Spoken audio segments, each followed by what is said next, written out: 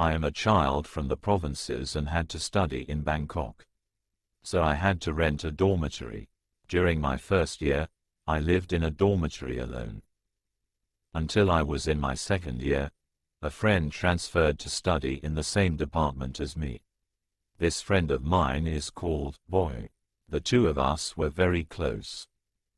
One day I realized that living in a dormitory alone was a huge waste of money.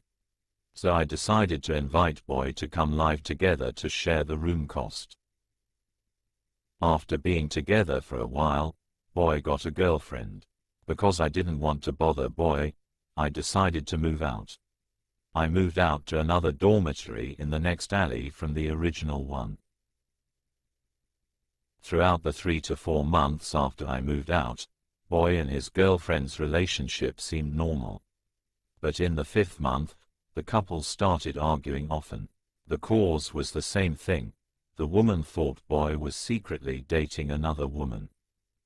They quarreled a lot. It was the cause of the woman's decision to jump from a building and commit suicide.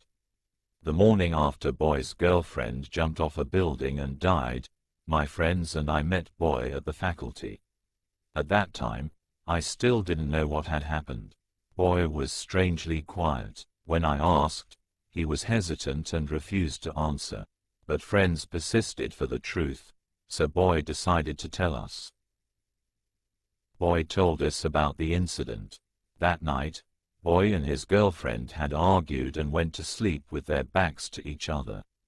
Around midnight, his girlfriend suddenly stood up. She walked over and opened the glass door to the balcony, as the bathroom was outside and you had to open the door to access it. Boy didn't think much of it, assuming she was just going to the bathroom. But that was not the case. His girlfriend opened the door and immediately jumped from the building. We who listened thought Boy had fabricated the story after arguing with his girlfriend. Because we didn't believe him, Boy offered to take us to his dorm room to see the proof. The story had already spread widely. As we walked to the alley, there was chatter about the events coming from the first rice shop all the way down. At that point, I believed Boy's story was true. After the event, Boy still lived in the same room since he had a rental contract and limited funds. On the first night after the death, nothing happened. But on the second night, Boy saw his girlfriend lying on her side with her hands and feet around her neck, smiling at him from behind the closet. Personally, Boy was not afraid of ghosts, and this was his deceased girlfriend. So he was not too frightened. On the third night, she stood on the bed bending over him as he slept. She said slowly, "Boy, let's go together." Boy replied he would not go, as he had not graduated yet. Many nights after that, Boy said he kept being disturbed, pulled by the legs while sleeping, hair pulled in the shower. He felt he couldn't take it anymore. Boy discussed it with us, so I took him to meet a famous monk at a temple. But the monk was not there that day. However, there were some spiritualists with knowledge. One came in and asked what happened. We explained the situation. The spiritualist recommended Boy sleep under the bed for 7 days, after school every day from now on. No matter what he heard, don't come out from under the bed. I kept checking on Boy the first 3 days. I saw him sleeping under the bed, normal with nothing happening. But on the 4th day, which was the exam day, I was shocked Boy didn't show up. Students don't usually miss exams. That evening around 6 p.m., my friend and I went to Boy's room but couldn't enter because the knob was locked. I knew about the ritual Boy was doing, and had told him not to lock the door. But today it was locked. I called the housekeeper to help unlock it.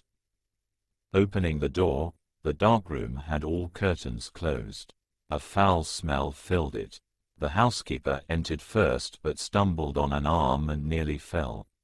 I caught the housekeeper, and found the arm was Boy's, sleeping under the bed. We hurriedly lifted the bed. Boy was lying there with his tongue sticking out and arms spread.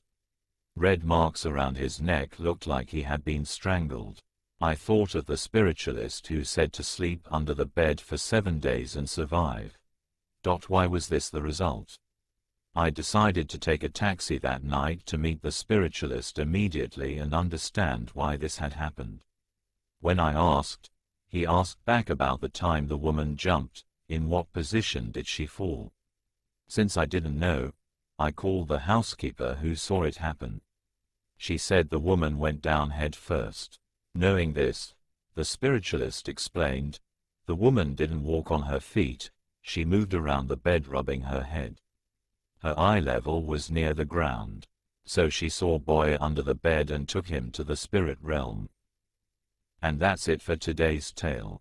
You should know that all my stories are true stories. If you enjoyed this, please press like and subscribe for more content to come. And don't close your eyes.